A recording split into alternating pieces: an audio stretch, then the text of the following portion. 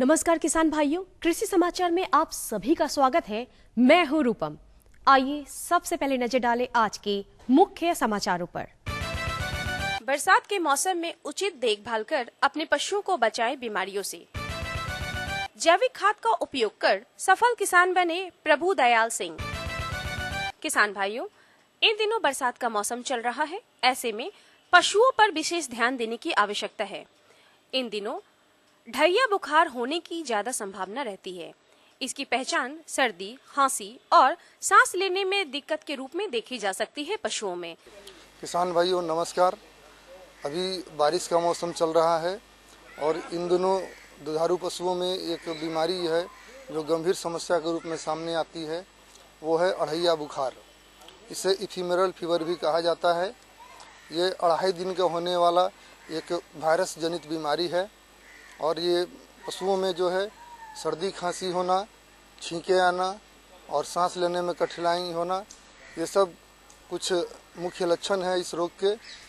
और कई बार पशुपालक लोग काफ़ी घबरा जाते हैं कि उनके पशु को कौन सा रोग हो गया है। तो किसान भाइयों, मैं यहाँ बताना चाहूँगा कि ये कोई गंभीर बीमारी नहीं है, और लेकिन आपको ध्यान रखने की आवश्यकता है। जब कभी आपका पशु ऐसे बीमारी से ग्रसित हो तो तुरंत पशु चिकित्सक को दिखा करके और दवाएं जो बताते हैं, प्रिस्क्रिप्शन जो देते हैं, उनके अनुसार उसका उपचार करना होता है।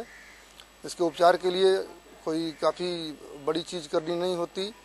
एक एंटीबायोटिक दवा और साथ ही साथ एक बुखार के लिए एंटीपायरेटिक दवा का प्रयोग किया जाता है। और इसके अलावा पशुपालक भाइयों एक बात का ध्यान रखें कि कभी भी ऐसे बीमारी में अपने पशु के यहाँ पे आसपास में धुआं न करें, क्योंकि धुआं करने से पशु को सांस लेने में और कठिनाई हो जाती है। प्रायः गाँव में देखा गया है कि लोग इस बीमारी से निजात के लिए धुआं वगैरह करते हैं घर पे, जिसके कारण पशु को और ज़्यादा समस्या हो जाती है। तो धुआं न करें और पशु को जो है उसको अलग रखें, भीड़ भाड़ से अलग रखें।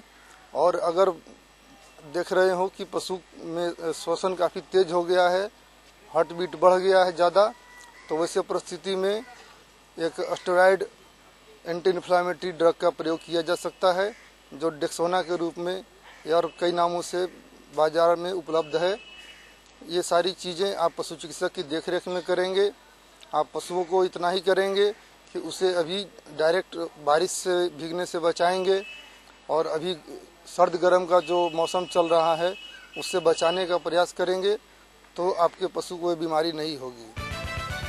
मत्स्य पालक किसान भाइयों, आप में से जो जुलाई से अगस्त माह के बीच तालाब की तैयारी कर मछली पालन कर रहे हैं, इस माह यानी सितंबर माह में उन तालाबों के जल प्रबंधन के साथ साथ खाऊ मछली पर विशेष ध्यान देने की आवश्यकता है। तालाब में पानी किसी भी माध्यम से चालू रखें, साथ ही ऑक्सीजन की कमी न होने दें। सबसे पहले है कि सफल मत्स्य पालन के लिए आपको तालाब की तैयारी अच्छे से करनी है, और जुलाई और अगस्त के बीच में हम लोग उसमें बच्चा छोड़ते हैं।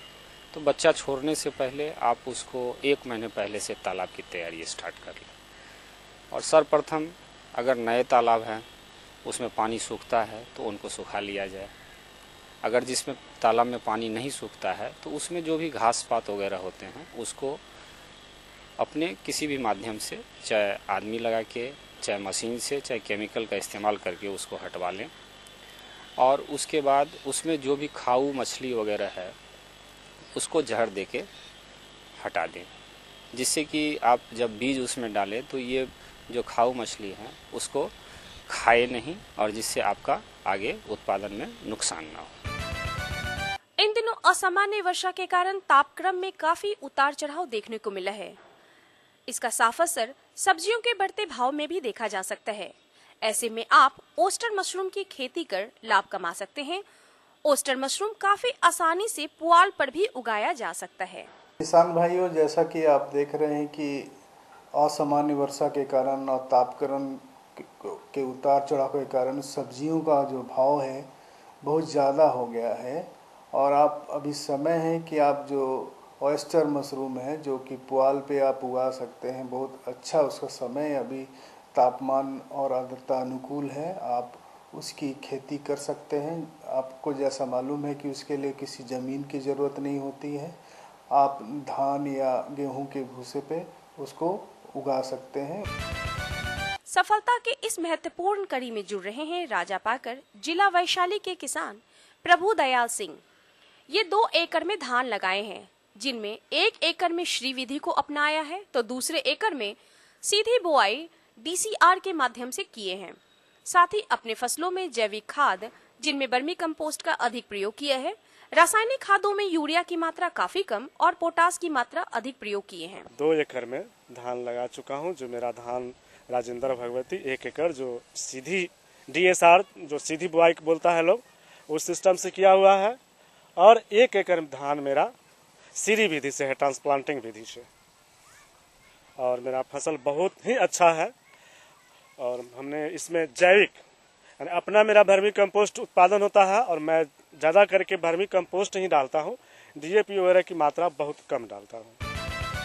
दर्शकों, अब आपको लिए चलते हैं मंडी की ओर, जहां मंडी के भाव में आई उछाल और गिरावट की जानकारी लेंगे। मंडी भाव की जानकारी के लिए आपको लिए चलते हैं अनाजों की मंडी बाकरगंज पटना, जहां अनाजों के भाव में आए उतार और चढ़ाव की जानकारी लेंगे। बाकरगंज मंडी के अंदर गेहूं का दाम 20 रुपये किलो है, और जो बाहर से आता है MP का गेहूं, उसका दाम 27 रुपये 8 आने किलो है। चावल मोटा मंसूरी 1850 का है, उससे थोड़ा सा बढ़िया लीजिएगा 1900 का है।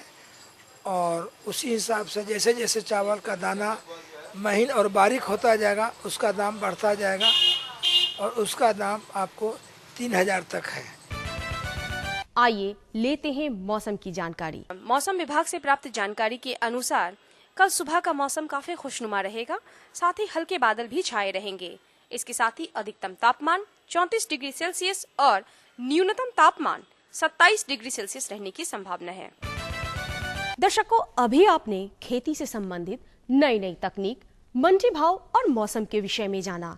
आइए अब आपको इस कार्यक्रम की अगली सेगमेंट की ओर लिए चलते हैं, जहां हमारे कृषि विशेषज्ञों द्वारा खेती से संबंधित विशेष जानकारी प्राप्त कर सकते हैं।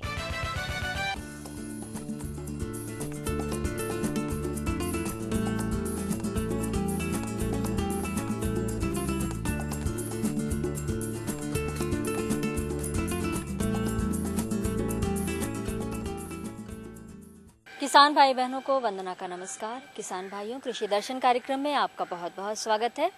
आज हम बातचीत करने जा रहे हैं सितंबर अरहर की वैज्ञानिक खेती, और इस विषय पर आज हमारे साथ बातचीत कर रहे हैं डॉक्टर शिव प्रसाद सिन्हा, जो कि सहायक प्राध्यापक हैं कृषि महाविद्यालय पूर्णिया में। आपका बहुत बहुत स्वागत है कृषि दर्शन कार्यक्रम में।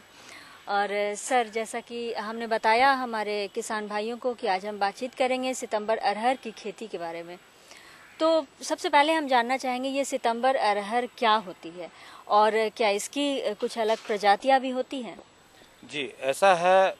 अमूमन अरहर की खेती किसानों के लिए काफ़ी फायदेमंद है, क्योंकि आजकल देख ही रहे हैं कि अरहर का या किसी भी दाल का भाव कितना हो गया है, इसलिए अभी उसका प्राइस अच्छा है, किसानों को मिल जाता है। खास करके सितंबर अरहर की इसलिए इम्पोर्टेंस बढ़ जाता है कि अरहर का अमूमन खेती मई, जून, जुलाई से स्टार्ट होता है, लेकिन उस समय लगाने पे उसकी बढ़वार काफ़ी अच्छी हो जाती है, और अच्छी बढ़वार होने के चलते उसमें कीड़ा लगने के बाद उसका छिड़काव वगैरह करना मुश्किल हो जाता है। और जब ज़्यादा बढ़वार हो जाता है अरहर के फसल में, तो फल कम लगती हैं, फलियाँ कम लगती हैं। इसीलिए यदि सितंबर में अरहर की खेती की जाए, और इसका खास करके फ़ायदा है कि सितंबर में करने से थोड़ा वो फसल बढ़ता कम है, बढ़वार कम होता है, और जब बढ़वार कम होता है तो उसमें ज़्यादा फूल आते हैं, ज़्यादा फलियां लगती है, और ज़्यादा उत्पादन होता है। और खासकर ऐसा देखते हैं किसान भाई कि सितंबर के माह में अमूमन वर्षा भी कम हो जाती है, जिसके चलते वर्षा से खराब होने का डर फसल को नहीं रहता है। और वैसे खेत जहाँ पे वर्षा का जल ठहरता नहीं हो, तुरंत निकल जाता हो खेत से, वैसे खेतों में आप यदि सितंबर के माह में करीब 25 अगस्त से लेकर करके 15 से 20 सितंबर तक इसकी खेती कर सकते हैं। और इसके लिए थोड़ी सी, जैसा कि आपने कहा, निश्चित रूप से इसकी कुछ प्रजातियां हैं वो अलग किस्म है, उसकी करने से इसकी ज़्यादा उत्पादन मिलता है। उसमें है आपका पहला है P9 और दूसरा है DA11, उसको शरद भी कहते हैं, चूँकि शरदकालीन अरहर भी इसको कहा जाता है तो शरद भी उसको बोला जाता है। और एक बहार की किस्म है वो अरहर, उसमें जो है स्टेरिलिटी मोजाइक रोग नहीं लगता है और उसकी बढ़वार कम होती है, उत्पादन अच्छा होता है। और ये जो अरहर है इसकी थोड़ी सी सस्य प्रणाली जो कॉमन अरहर की खेती किसान भाई करते हैं बरसात के शुरुआती के दिनों में, उससे इसकी थोड़ी सी सस्य प्रणाली अलग है। तो इसकी सस्य प्रणाली पे हम ध्यान दें तो इसमें थोड़ा सा बीज दर ज़्यादा लगता है। तो बीज दर किसान भाई इसमें 45 से 50 kg प्रति हेक्टेयर की दर से लगता है और इसमें कतार से कतार की दूरी 30 सेंटीमीटर और पौधे से पौधे की दूरी 10 से 15 सेंटीमीटर रखते हैं।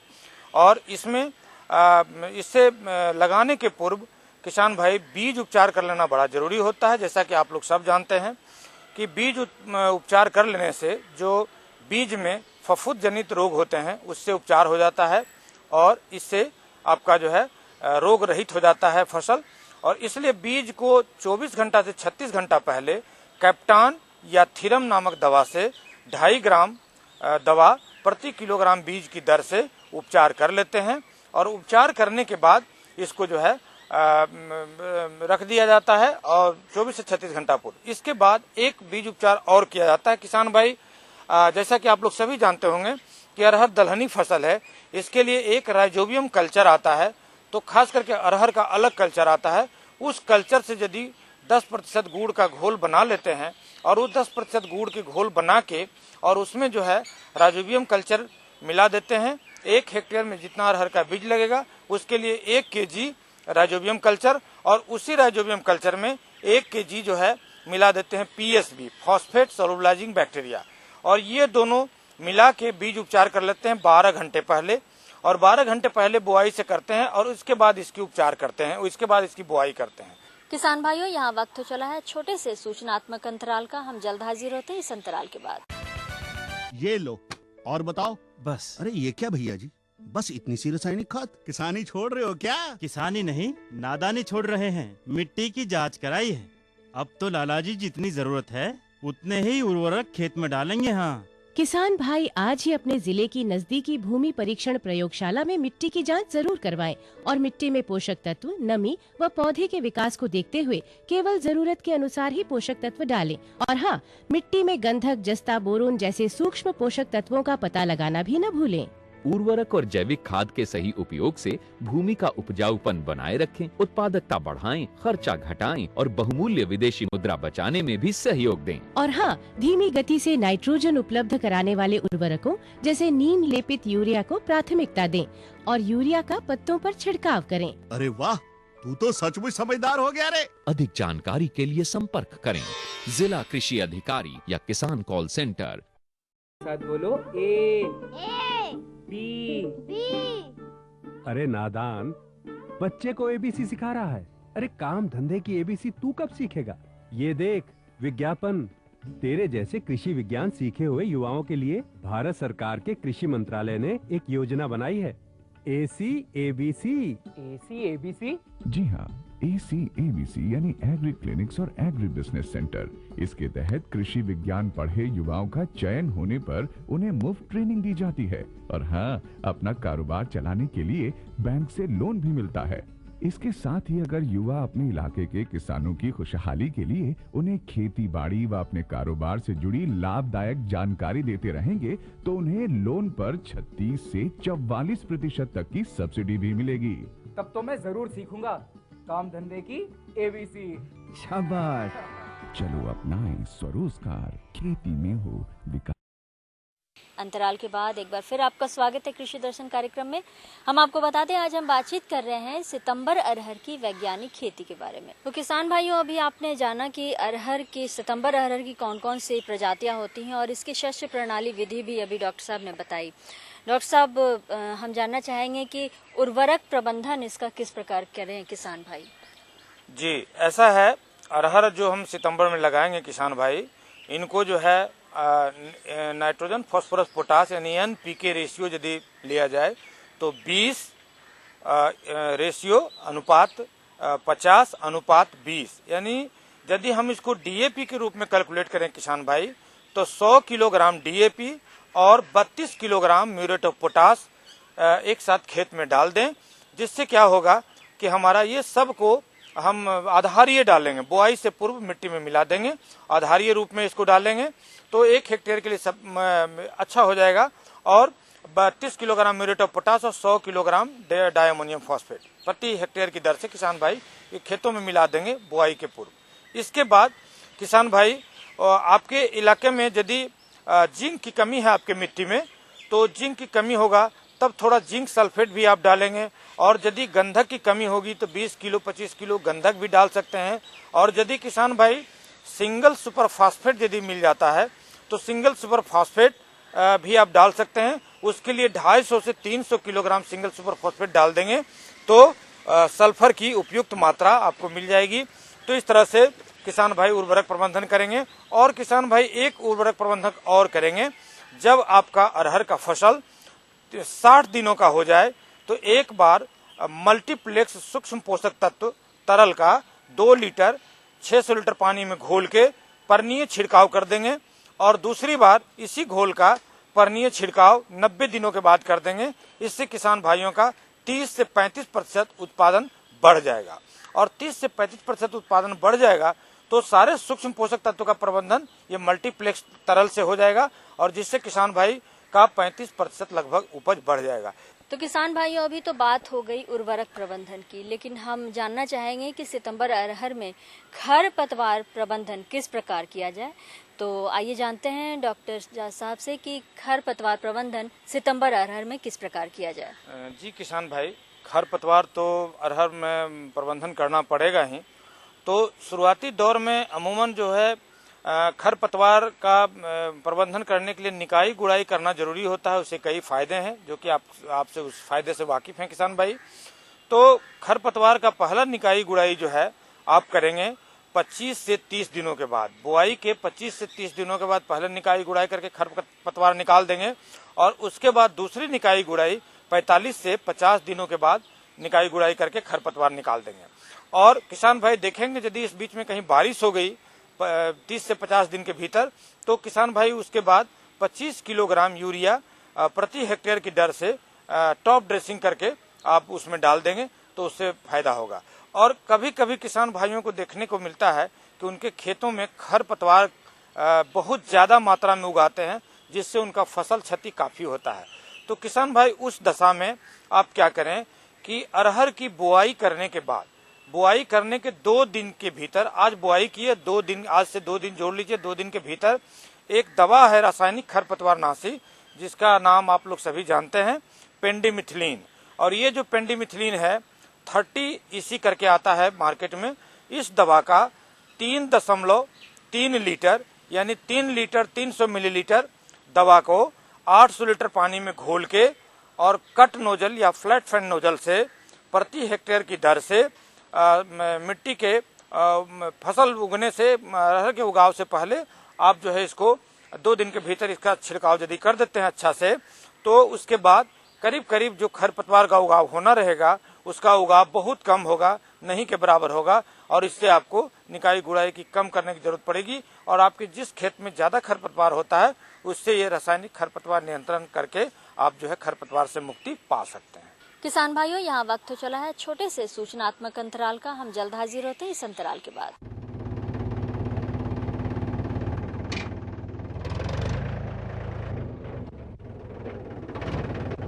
अरे हरकू वाह, बीज, कीटनाशक और आज खाद भी।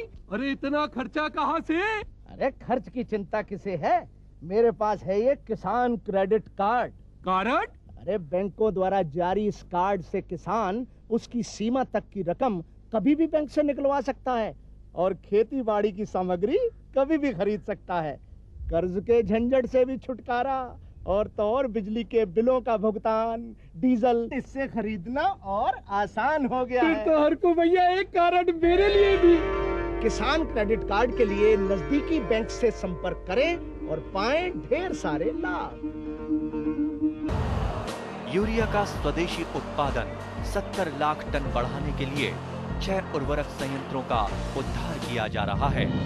FCIL के गोरखपुर, सिंदरी, तलचर और रामागुंडम संयंत्र, HFCL की बरौनी इकाई और BVFCL की नामरू फोर्थ। सोने पर सुहागा ये है कि देश में अब बनेगा सिर्फ नीम लेपित यूरिया, क्योंकि इससे होगा किसानों का फायदा ही फायदा। अनाज का उत्पादन 10% तक बढ़ेगा, बढ़ेगी 10 से 15% नाइट्रोजन क्षमता। अंतराल के बाद एक बार फिर आपका स्वागत है कृषि दर्शन कार्यक्रम में। हम आपको बता दें, आज हम बातचीत कर रहे हैं सितंबर अरहर की वैज्ञानिक खेती के बारे में। तो किसान भाइयों, अभी आपने जाना कि किस प्रकार सितंबर अरहर की खेती में खरपतवार का प्रबंधन किया जाए, कैसे उसे नियंत्रण में किया जाए। अभी हम जानना चाहेंगे कि ये पौधा संरक्षण किस प्रकार किया जाए और इसके लिए क्या कुछ खास टिप्स आप देना चाहेंगे, और साथ में कीट व्याधि का भी प्रबंधन किस प्रकार करें किसान भाई, इसकी भी जानकारी आप हमें दें। जी, ऐसा है किसान भाई, जहां हम अरहर लगाते हैं तो अरहर में कुछ कीट का प्रकोप तो होता ही है, और खास करके ये तीनों प्रजातियां का जो हमने जिक्र किया, ये तीनों में व्याधियां नहीं के बराबर लगती है और कीटों का प्रबंधन तो करने की जरूरत होती है, क्योंकि फलियां जहां लगती है तो कीट आएगा ही, और एक साथ 4 प्रकार के कीट का प्रकोप इनके फलियों पे होता है। तो किसान भाई बस एक दवा का नाम याद आप रखेंगे, जिसको हम लोग इंडोसल्फान कहते हैं, और इस इंडोसल्फान दवा का आप जो है 1.5 लीटर प्रति हेक्टेयर की दर से, और इसको 800 लीटर पानी में घोल के, और एक बार जब 50% फूल आ जाए उस समय एक बार छिड़काव इसका कर देंगे परनीय, और दूसरी बार जब 50% फलियां लग जाए, आधी फलियां लग जाए लगभग, तब एक बार और छिड़काव कर दें। 2 बार इस दवा का छिड़काव कर देने से जो है चारों प्रकार का जो कीड़ा लगता है फलियां में, ये चारों कीड़े का नियंत्रण हो जाएगा, और किसान भाई को कीट छेदक से कम क्षति होगा, और किसान भाइयों को ज्यादा से ज्यादा उत्पादन मिलेगा, और जिससे किसान भाई को ज्यादा से ज्यादा मुनाफा मिलेगा। तो किसान भाइयों, आज आपने जाना कि सितंबर अरहर की वैज्ञानिक खेती किस प्रकार की जाए। हम आपको बता दें, अरहर जो है ये बहुत ही पोषक तत्वों से भरपूर दाल है। अन्य दालों की तुलना में इसका महत्व भी बहुत ज़्यादा है। तो यदि आप इसकी खेती करते हैं और वैज्ञानिक तरीके से आप अगर इसकी खेती करते हैं तो आप अधिक से अधिक उत्पादन करेंगे और अधिक से अधिक आपको मुनाफा भी होगा। तो किसान भाइयों, हम अपने डॉक्टर साहब का धन्यवाद करना चाहेंगे कि उन्होंने बहुत ही महत्वपूर्ण जानकारियां दी हमारे किसान भाई बहनों को सितंबर अरहर की वैज्ञानिक खेती से संबंधित। आपका बहुत बहुत शुक्रिया।